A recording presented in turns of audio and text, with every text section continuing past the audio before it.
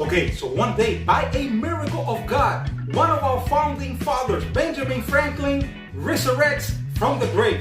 Yes, in the modern era. Then he starts walking around, looking at himself, even dressed the same way that he was dressed many hundreds of years ago. And then he starts walking, marveling at everything, at the buildings, at modern technology, the cars, the helicopters, people walking by. He was going crazy, but he knew that he was in the modern times.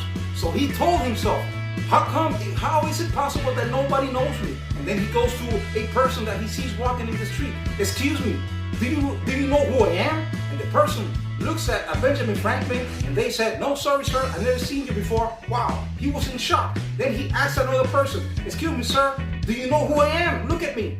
And the person said, oh, sorry, sir, I've never seen you before. Do you have a problem? No, I'm fine. So he was going nuts. And he saw a bar all the way up the corner of the street. And then he said to himself, I am going in that bar because somebody has to know me. And then guess what? He goes into the bar, he stands in the front of the door and he told everybody, excuse me, do you know who I am?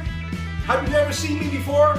And all the drunken people there said, no, we've never seen you before, sorry. And then he sees all the way in the corner of the bar, hey man, a man that was completely drunk. And then he said, no, this is my last hope. He has to know who I am. And then he goes to the man and he says, I'm sorry, sir, can you please look at me? The drunken man looks at him, yeah, okay, what? He said, have you ever seen me before? Do you know who I am? And the drunken man, all of a sudden, he opens his eyes and he goes to the waiter, hey waiter, what? Give me another beer, right? And the waiter said, come on man, we all know you don't have any money.